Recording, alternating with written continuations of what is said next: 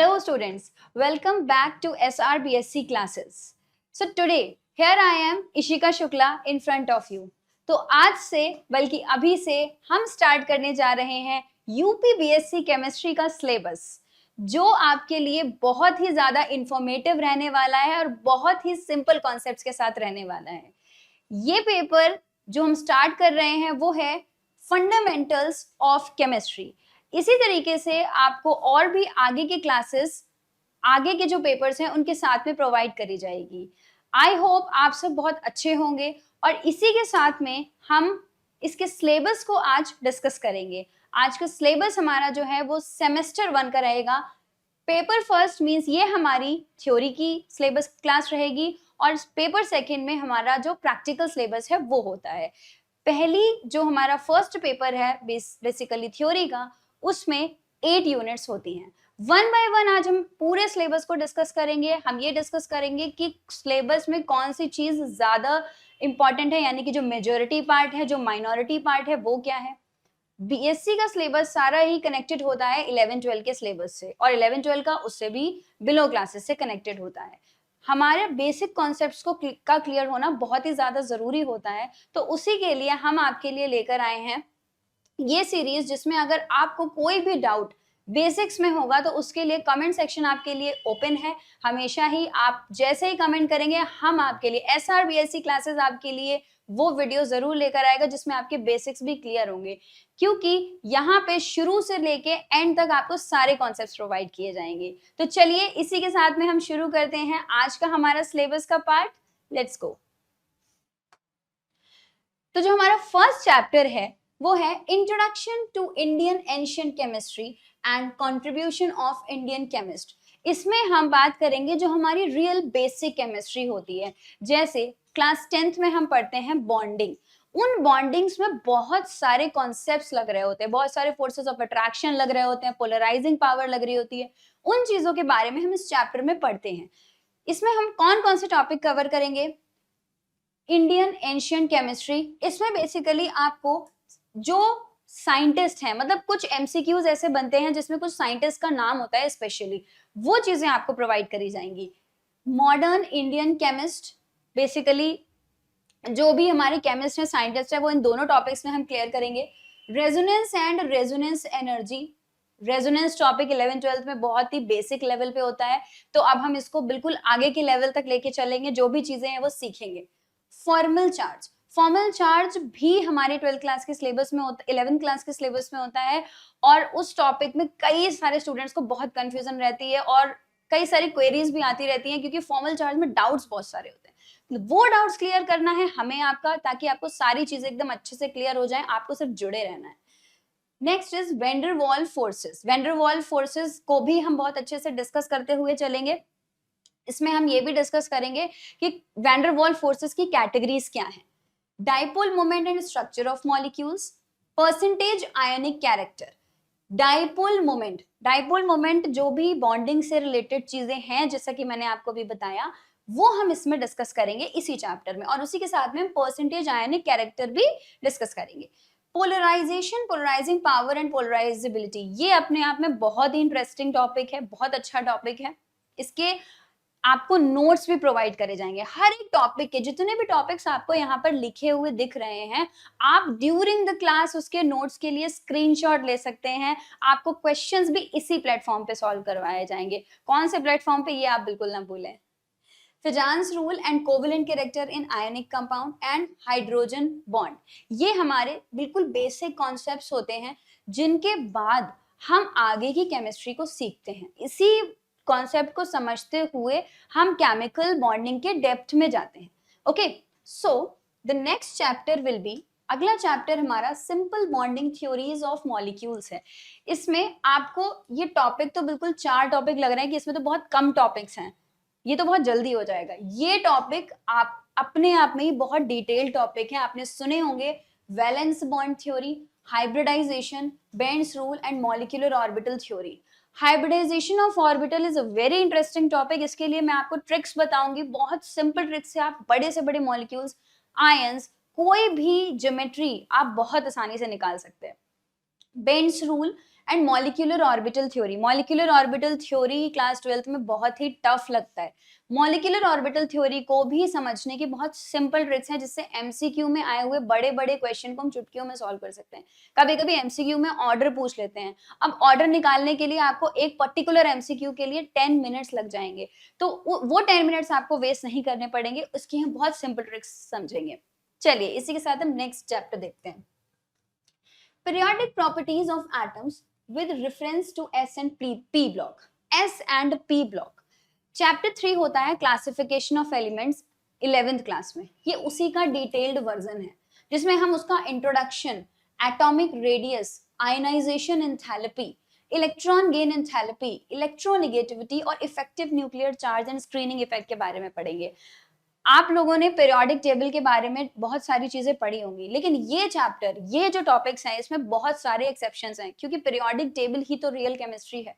उसी में तो हमें सीखना होता है कि कौन से एलिमेंट की क्या प्रॉपर्टी है, एटॉमिक रेडियस कहाँ बढ़ रहा है, कहाँ घट रहा है, कैसे इफेक्ट कर रही हैं चीजें, वो सब कुछ हम सीखेंगे। 1 by 1 सीरीज में आपको सारे ही टॉपिक्स क्लियर कराए जाएंगे। Basics of organic chemistry chapter 3 hybridization of orbitals, types of hybridization, shapes of certain molecules and some important bond parameters।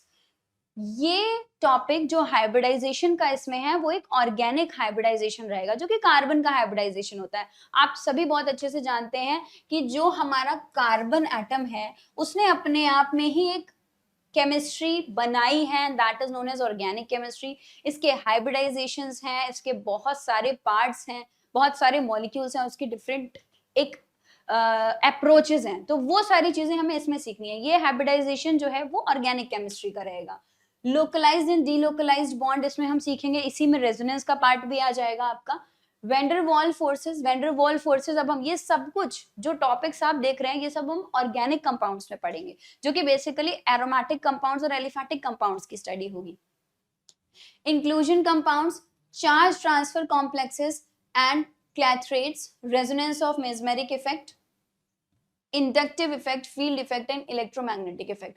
ये पार्ट हमारा जो सिलेबस का रहेगा, जो ये टॉपिक्स रहेंगे, इसमें हम ये देखेंगे कि हमारा कौन सा ग्रुप कौन से दूसरे ग्रुप के ऊपर इफेक्ट लगा रहा है। अगर ए ग्रुप बी ग्रुप से अटैच है, तो इस वाले ग्रुप का इस ग्रुप के ऊपर क्या एक जो फोर्स है वो क्या है, किस तरीके से अटैक कर रहा है, इलेक्ट्रोनेसिटी प्रोवाइड कर रहा है या खींच रहा है, ये सारी चीजें हम इसमें सीखेंगे। इसी के साथ में हमारा जो नेक्स्ट चैप्टर आता है वो है mechanism of organic reaction. Basics तो आप पिछले चैप्टर में सीख जाओगे, डीलोकलाइजेशन सीखोगे, आप ये सीखोगे कि कौन ज्यादा इलेक्ट्रोनेगेटिव है, कौन कम इलेक्ट्रोनेगेटिव है, नेगेटिव चार्ज किसके पास जाएगा, रेजोनेंस कैसे होगा, और अप्लाई हम करेंगे मैकेनिज्म में। मैकेनिज्म हमारे लिए इसलिए इंपॉर्टेंट है क्योंकि अगर आप नेट का क्वेश्चन पेपर उठा के देखेंगे तो वैसे तो सारा ही सिलेबस इसमें है, लेकिन अगर हम ये बेसिक पार्ट सीख जाते हैं तो नेट में आए हुए क्वेश्चंस को, ऑर्गेनिक क्वेश्चंस को हम बहुत आसानी से टैकल कर सकते हैं। तो अगर आप बीएससी के सिलेबस को बहुत ही अच्छे से लेकर चलते हैं, तो माय डियर स्टूडेंट्स, आप लोगों को नेट की प्रिपरेशन के लिए, नेट के एग्जाम के लिए कोई प्रॉब्लम नहीं होने वाली। कई बार हम बीएससी को बहुत ही कैजुअली लेके चलते हैं, जिसकी वजह से हमें नेट के एग्जाम के लिए प्रिपरेशन बहुत ज्यादा बड़ी करनी पड़ती है।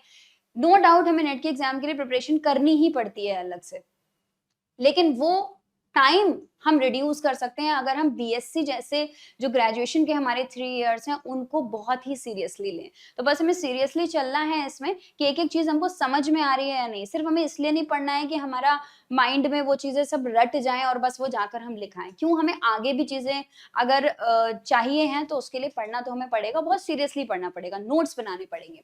सो इसमें हमारी कौन कौन सी टॉपिक है, curved arrow notation, basically arrow के बारे में कि कौन सा चार्ज या कौन सा बॉन्ड कहाँ पे शिफ्ट हो रहा है। Drawing electron movements with arrows, ये टॉपिक में आप यही सीखोगे। Half headed and double headed arrows, किस तरीके से कहाँ पे हाफ हेडेड एरो बनाना है, कहाँ पे डबल हेडेड एरो बनाना है, कहाँ से कौन सी चीज ट्रांसफर हो रही है, उन बेसिक्स के बारे में हम इस चैप्टर में सीखेंगे। Homolytic and heterolytic bond breaking, इसको होमोलिटिक एंड हेटेरोलिटिक फिजन भी बोलते हैं। किस तरीके से बॉन्ड्स टूटेंगे, कौन सा पॉजिटिव टूटेगा, कौन सा नेगेटिव टूटेगा, या एक जैसे टूटेंगे, ये सारी चीजें। टाइप्स ऑफ ऑर्गेनिक रिएक्शंस बहुत सारे टाइप्स की होती हैं, उसके बारे में डिस्कस करेंगे। और रिएजेंट, इलेक्ट्रोफाइल एंड न्यूक्लियोफाइल, सबसे इंपॉर्टेंट पार्ट अगर ऑर्गेनिक केमिस्ट्री का होता है तो वो होता है इलेक्ट्रोफाइल और न्यूक्लियोफाइल, क्योंकि इलेक्ट्रोफाइल न्यूक्लियोफाइल अगर हम पहचान गए तो हमारा 50% तक का ऑर्गेनिक मैकेनिज्म समझ में आ जाता है। लेकिन अगर न्यूक्लियोफाइल और इलेक्ट्रोफाइल को हम अलग नहीं कर पाते हैं, नहीं आइडेंटिफाई कर पाते कि इसमें इलेक्ट्रोफाइल क्या निकलेगा, तो हमें डाउट्स आते हैं। तो इस चीज को पढ़ना बहुत ज्यादा ही इंपॉर्टेंट है आपके लिए। रिएक्टिव इंटरमीडिएट्स, रिएक्शन होती है तो इंटरमीडिएट्स बनते हैं। कार्बोकेटायंस, फ्री रेडिकल्स, कार्बीन्स, नाइट्रीन्स, एराइन्स, रिएक्शंस के बीच में बहुत सारे इंटरमीडिएट्स बनते हैं। रिएक्शन का मैकेनिज्म जब होता है तो अटैक करने के लिए कुछ रिएजेंट्स होते हैं, वो न्यूक्लियोफाइल हो सकते हैं, उस टाइम पे कार्बोकेटायन कार्बोनायन बन सकते हैं, ये इंटरमीडिएट भी हो सकते हैं, अटैकिंग रिएजेंट भी हो सकते हैं।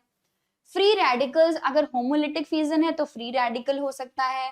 कार्बीन्स, nitrenes, arynes and method of determination of reaction mechanism, ये सारे टॉपिक्स अगर हम सिर्फ रिएक्शन में इलेक्ट्रोफाइल और न्यूक्लियोफाइल का अटैक सीख ले तो सीख सकते हैं। इसको बिल्कुल डिटेल में हम डिस्कस करेंगे आने वाले लेक्चर्स में। नेक्स्ट, स्टीरियो केमिस्ट्री भाई अभी तो हमने अटैक करवा दिया मैम, लेकिन अब वो स्पेस में कौन सा एंगल रखेगा, सबसे बड़ा कंफ्यूजन, वो कंफ्यूजन इस चैप्टर से क्लियर होगा, जिसमें टॉपिक है इंट्रोडक्शन, तो बेसिकली सारे ही टॉपिक्स में होता है। स्ट्रक्चरल आइसोमेरिज्म, ऑप्टिकल आइसोमेरिज्म और इनैंशियोमर्स। एक होता है ना बहुत बेसिक सा कि अगर कोई कंपाउंड है और उसके अलग अलग स्ट्रक्चर्स बन रहे हैं तो वो स्ट्रक्चरल आइसोमेरिज्म है, लेकिन वो स्पेस में किस तरीके, कई बार ऐसा होता है कि सेम स्ट्रक्चर के जो भी मॉलिक्यूल्स होते हैं, सेम स्ट्रक्चर के जो मॉलिक्यूल्स हैं वो स्पेस में अलग अलग तरीके से अलग अलग एंगल पे रखे हुए हो सकते हैं, मिरर इमेज लगा के, या फिर वो ऑप्टिकल आइसोमेरिज्म दे रहे हैं, मतलब वो प्लेन पोलराइज लाइट को रोटेट कर रहे हैं या नहीं कर रहे हैं, ये सारी चीजें हम सीखते हैं इस वाले टॉपिक में। फिर ज्योमेट्रिकल आइसोमेरिज्म, जिसमें बेसिकली हम सिस ट्रांस आइसोमर्स पढ़ते हैं, अगर ऑर्गेनिक का है तो हम सिस ट्रांस पढ़ेंगे, और अगर इनऑर्गेनिक का है तो इसमें हम फेशियल और मेरिडिनल आइसोमेरिज्म भी पढ़ते हैं। कन्फर्मेशनल आइसोमेरिज्म, ये टॉपिक आपको सिर्फ ये बताएंगे कि अगर बॉन्ड किसी एंगल पे रोटेट किया जा रहा है तो क्या स्टेबिलिटी है, रोटेट करके क्या बनेगा, एनैंशियोमर होगा या नहीं होगा। अपने आप में बहुत ही ज्यादा इंटरेस्टिंग टॉपिक है, और इसकी बहुत ही सिंपल ट्रिक्स आपको मैं बताऊंगी, जिससे आप लोग एक ही बार में मतलब उस मॉलिक्यूल को देखकर ही निकाल सकते हैं कि उसके आइसोमर्स बनेंगे या नहीं बनेंगे, और बनेंगे तो कितने बनेंगे। नेक्स्ट टॉपिक है हमारा बेसिक कंप्यूटर सिस्टम। ये हमारे केमिस्ट्री के पार्ट से डिफरेंट है। अगर हम केमिस्ट्री पढ़ रहे हैं तो उसके साथ में हमको कुछ और बेसिक्स भी तो सीखने होते हैं। तो ये टॉपिक आपको, जो कि है components of a computer, hardware and software, binary system, binary arithmetic number system, hexadecimal system, ये सारे जो भी टॉपिक्स हैं, operating computer, low level high level language, software and internet application, ये सारे टॉपिक्स केमिस्ट्री में इसलिए हैं क्योंकि हमें सब कुछ कनेक्ट करते हुए चलना है। ऐसा तो है नहीं कि लाइफ में सिर्फ केमिस्ट्री है, और भी सारी चीजें हैं, तो ये हमारे सिलेबस का पार्ट है। हो ना हो ये थोड़ा सा माइनर जरूर होता है आई मस्ट से, लेकिन ऐसा नहीं है कि ये टॉपिक आपके लिए अनइम्पॉर्टेंट है। इंपॉर्टेंट सब कुछ है, पढ़ना हमें सब कुछ है। Next, mathematical concepts of chemistry. BSc जो भी स्टूडेंट पीसीएम से कर रहे हैं वो इन टॉपिक्स को बहुत अच्छे से जानते हैं, बट नो प्रॉब्लम, जो भी स्टूडेंट जेडबीसी से बीएससी कर रहे हैं उनको भी प्रॉब्लम नहीं आएगी। एक एक टॉपिक को, बेसिकली ये मैथ्स है, मैथ्स में हम लॉग सीखते हैं, उसी के साथ में कर्व स्केचिंग सीखते हैं, differentiation, maxima and minima, integration, factorials, probability, permutation and combination, ये सारा पार्ट जो भी हमारा मैथमेटिक्स का है माय डियर स्टूडेंट्स, ये बेसिक ही होगा आपका 11-12 का। लेकिन हाँ, थोड़े से नोट्स बना के थोड़े क्वेश्चंस तो हमें सॉल्व करने ही पड़ेंगे। कहीं कहीं पर कोई सेक्शन ऐसा होगा जो आपको बहुत ही जल्दी क्लिक कर जाएगा, कोई सेक्शन ऐसा भी हो सकता है जिसमें आपको थोड़ा सा टाइम लगे, लेकिन टाइम देना है। ओके, टाइम बिल्कुल देना है प्रॉपर, ये नहीं सोचना है अरे ये वाला टॉपिक तो बहुत ही बेकार है, हमें समझ में नहीं आ रहा तो मुझे छोड़ दें। छोड़ना कुछ नहीं है, सब कुछ बहुत अच्छे से पढ़ना है आप लोगों को, और इसी प्लेटफॉर्म पे आपको पढ़ना है। यहाँ पे आपको मैं क्वेश्चंस भी सॉल्व कराऊंगी, जैसे कि मैंने आपसे बताया है। तो ये हमारे 8 चैप्टर्स हैं थ्योरी के। प्रैक्टिकल के चैप्टर्स अलग होते हैं, तो वो प्रैक्टिकली ही परफॉर्म किए जाते हैं।